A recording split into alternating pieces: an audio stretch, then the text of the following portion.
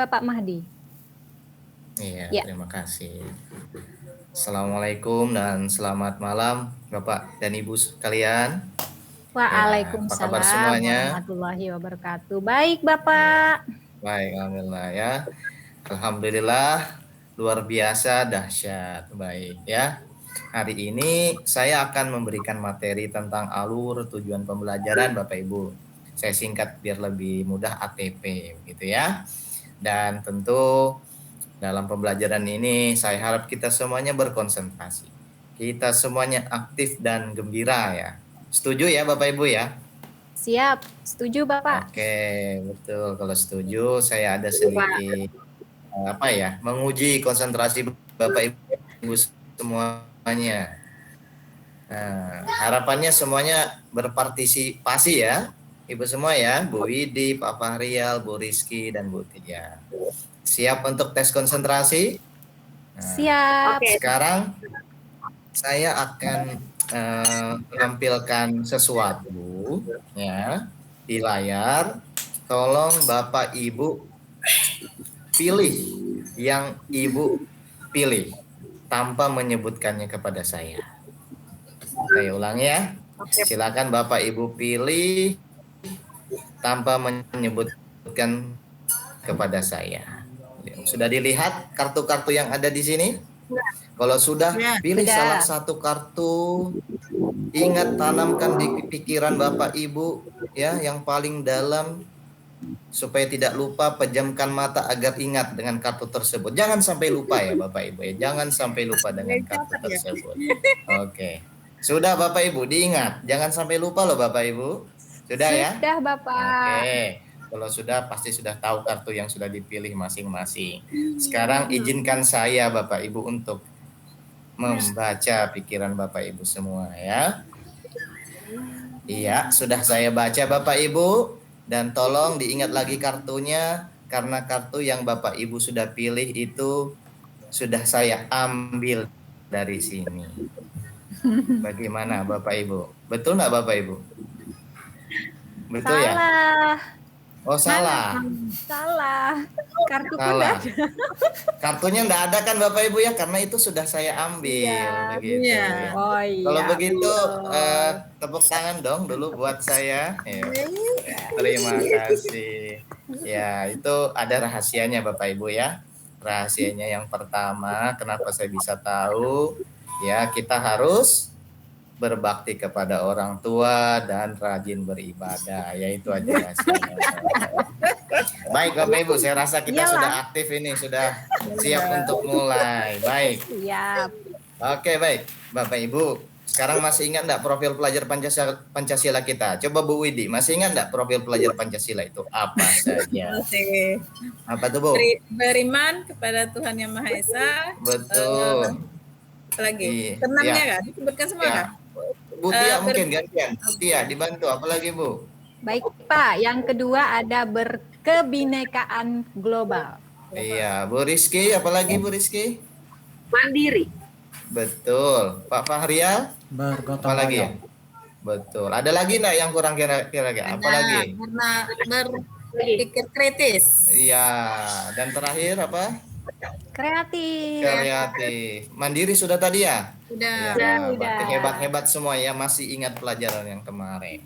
Cuma Bapak Ibu perlu kita ingat bahwa itu adalah karakter yang harus kita tanamkan kepada anak didik kita. Maka ketika kita ingin menanamkan karakter tersebut, maka perlu kita sambungkan atau koneksikan dengan tujuan pembelajaran kita yang tergambar dari alur tujuan pembelajaran kita supaya tercapai karakter yang ingin ditanamkan kepada mereka. Begitu ya.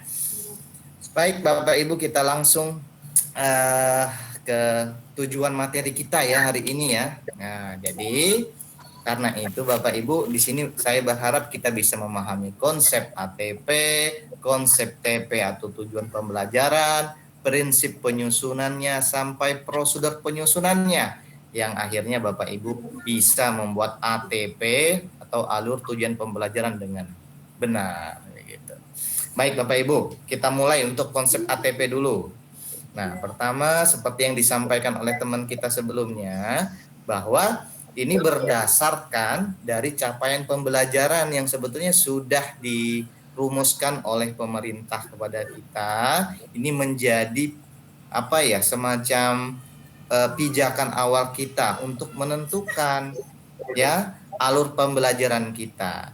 Karena sesungguhnya alur pembelajaran itu adalah rangkaian tujuan pembelajaran yang tersusun secara sistematis dan logis dalam setiap fase secara utuh, ya, sehingga kita bisa mendapat capaian pembelajaran.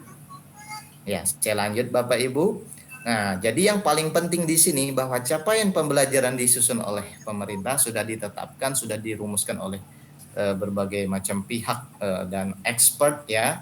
Cuma kita guru berhak menyusun, mengatur dan mendesain alur pembelajarannya supaya urut-urutannya itu bisa kronologis dan efektif untuk menuju capaian pembelajaran.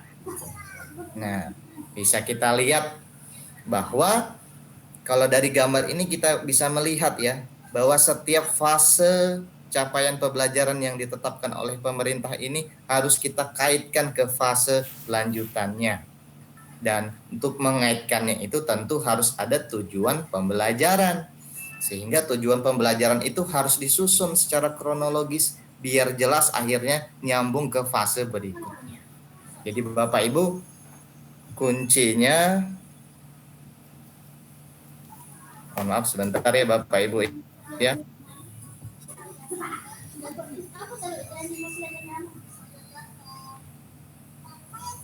Iya. Oke, saya lanjut Pak Ibu ya. Jadi kuncinya adalah tujuan pembelajaran itu harus tersusun dan betul-betul yang kita berada di dalamnya. Baik Bapak Ibu, saya lanjut dulu. Konsep tujuan pembelajaran.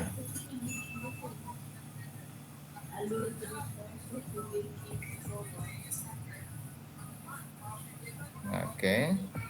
Konsep tujuan pembelajaran kita, ingat bahwa untuk menyusun alur tujuan pembelajaran bahwa kita harus juga menentukan tujuan pembelajaran terlebih dahulu. Nah, tujuan pembelajaran kita yang akan kita buat ini harus mencakup 3 aspek ya, yaitu pengetahuan, keterampilan, dan sikap. Nah, kemudian kita perlu memahami pula bahwa dalam menyusun tujuan pembelajaran itu harus ada aspek kompetensi, yaitu kemampuan yang yang dapat didemonstrasikan oleh siswa. Dalam hal ini biasanya kita menggunakan kata kerja operasional yang ada pada taksonomi Bloom. Ini contohnya ada di sini ya. Peserta didik dapat menyajikan. Nah, menyajikan di sini adalah kata operasional yang bisa menggambarkan apa yang akan mereka tuju nanti dan apa yang mereka harapkan untuk mereka lakukan. Selanjutnya ada konten. Nah, konten itu apa? Konten itu otomatis adalah ilmu pengetahuan yang ingin diajarkan, maka itu harus termuat dengan jelas. Contohnya, siswa dapat menyusun teks prosedur. Yang mana kontennya?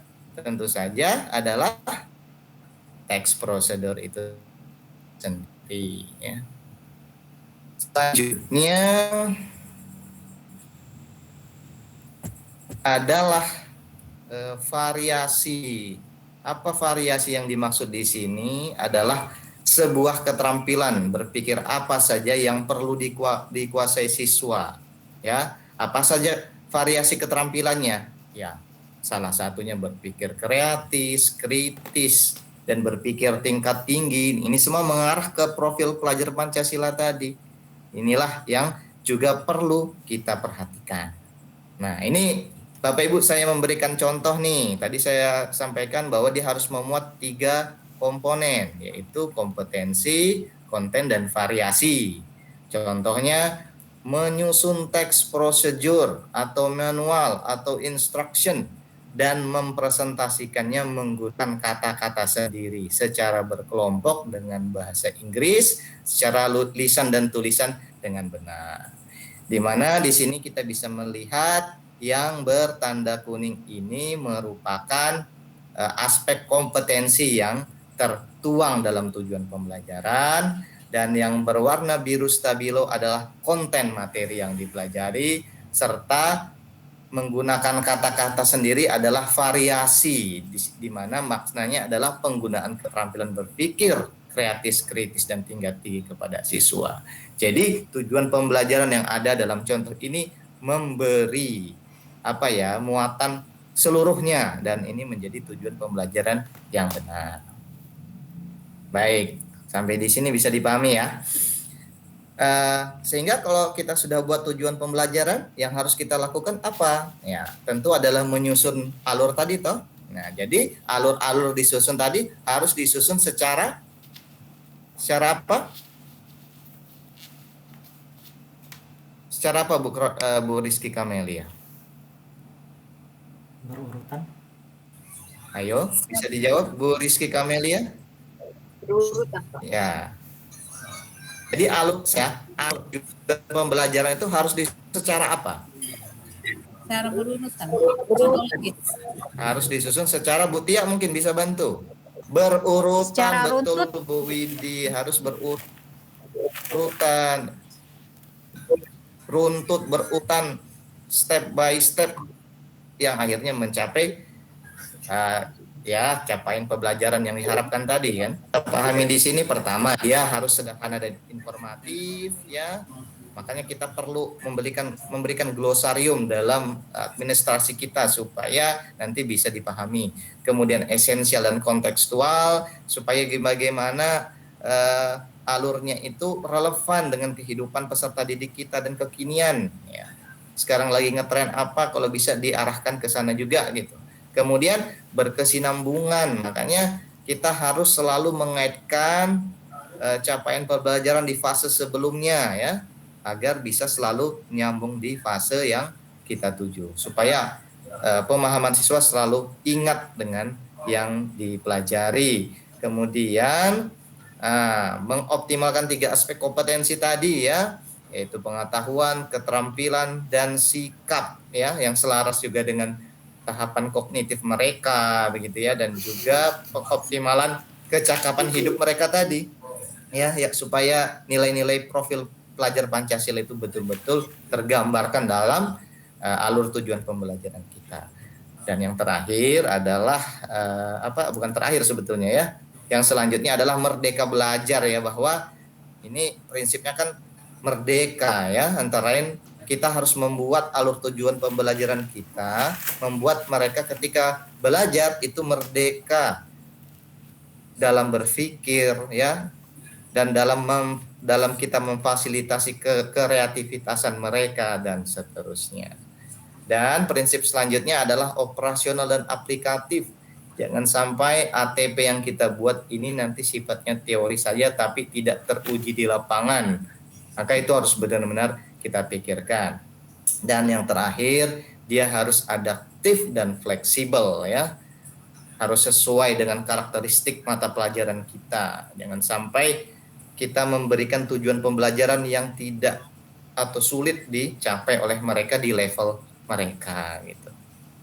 Baik Bapak Ibu semuanya, dan yang perlu diingat bahwa prinsip penyusunan alur tujuan pembelajaran itu berfungsi mengarahkan guru dalam merencanakan, mengimplementasikan, dan mengevaluasi pembelajaran sehingga mereka memperoleh capaian pembelajarannya yang diperoleh secara sistematis, konsisten, terarah, dan terukur. Dan jangan lupa kita menggunakan kata kerja operasional supaya yang kita lakukan ini ilmiah atau saintifik.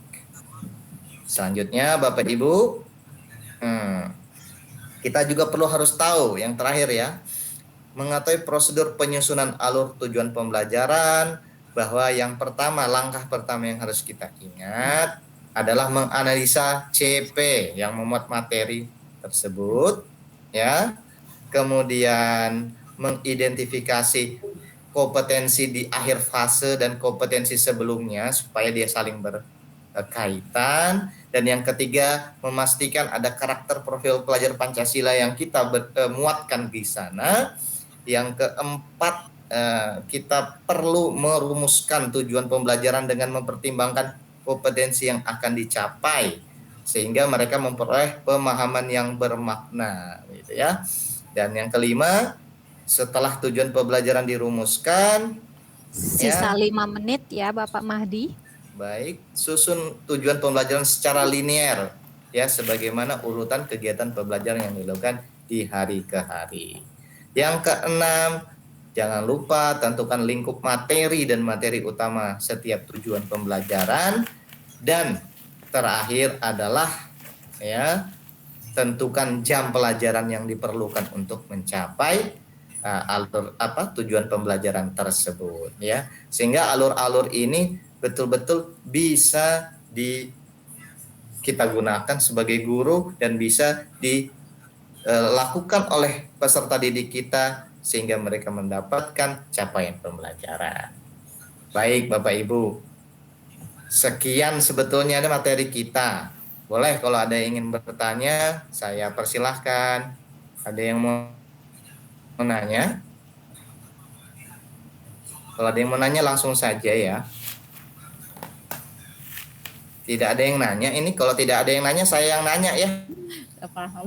Tidak ada yang nanya. Baik, begitu. Saya nanya kepada... Tidak ada yang nanya ini ya. Saya, Pak.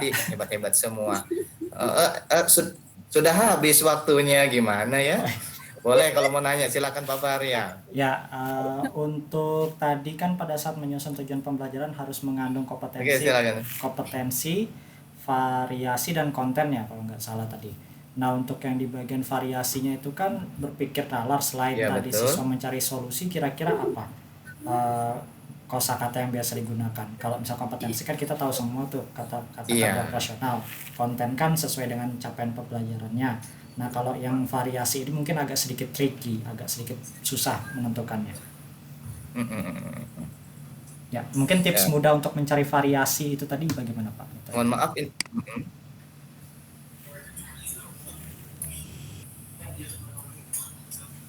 Iya. Ya, kita kembali ke muatan variasi itu sendiri. Coba kita lihat kembali ke muatan variasi di slide tadi. Iya. Dia harus memuat hal-hal yang memunculkan daya berpikir kreatif kritis tingkat tinggi. Maka kata-kata yang biasa digunakan itu biasanya mereka bisa mencari solusi, ini bisa ya. Tapi ini tergantung dengan aspek materi tergantung dengan materinya ya. Mencari solusi, kemudian menggunakan kata-kata sendiri. Di mana menggunakan kata-kata sendiri di sini kan dia harus memunculkan kreativitasnya, tidak harus sama dengan contoh begitu ya. Jadi hal-hal tersebut yang bisa kita praktekkan di pelajaran kita bahasa Indonesia ya. Nah, apalagi tentu ini bisa tergantung situasi, yang pasti hal yang ingin kita variasi yang kita tampilkan harus merangsang mereka untuk berpikir kreatif, kritis dan tingkat tinggi tadi. Sementara itu Pak Fahrial dari saya. Ya, baik, Kalau terima dengan kasih Pak. benar, Bagaimana? kalau dengan benar dan sesuai dengan konteks bisa nggak itu Pak? Silakan. Dengan benar dan sesuai konteks kalimat. Dengar benar dan sukses. Iya. Bisa nggak itu termasuk dalam variasi? Apanya maksudnya? Misalnya siswa dapat menyebutkan kata-kata Variasi. dengan benar dan sesuai konteks, misalnya teks prosedur gitu. Dengan benar, dengan tepat, itu bisa nggak dipakai dalam variasi? Iya. Begini Bu Widi, yang kita harapkan variasi ini memperlihatkan apa yang dia lakukan, apa yang dia kerjakan, kira-kira bisa menuntut mereka berpikir Gitu ya. kritis tadi, bernalar tinggi tadi. Jadi kalau kita hanya menyampaikan dengan benar ya, maka itu tidak bisa cukup untuk mengukur mereka dari rancangan kita gitu. Jadi sebetulnya kalau dengan benar itu sudah otomatis yang kita harapkan ya. Tapi bagaimana dia lakukan itu. Gitu. Hal kritis apa, hal analisa tinggi apa yang mereka lakukan. Nah, itu yang perlu kita rumuskan di kata-kata. Habis ya Bapak waktunya. Begitu Bu Widi? Iya. Nah, jadi bisa saya simpulkan kalau misalnya kita buat tujuan pembelajaran dan kemudian di ujung setiap kata kalimat tujuan pembelajaran itu kita memberikan kata dengan benar saja kemudian dirasa memenuhi aspek variasi tersebut, itu belum cukup. Waduh, sayang sekali ya belum selesai materinya dan tanya jawabnya. Dan kesimpulannya bahwa alur tujuan pembelajaran kita itu harus secara bertahap ya, dari capaian pembelajaran kita buat tujuan pembelajaran, kemudian tujuan pembelajaran yang kita buat itu kita susun secara kronologis sehingga bisa sampai ke capaian pembelajaran yang diharapkan. Dan jangan lupa harus memuat aspek-aspek dan komponen-komponen yang sudah saya jelaskan. Begitu, dan terima kasih ya atas perhatiannya semua. Assalamualaikum warahmatullahi wabarakatuh. Data rekaman yang saya buat juga.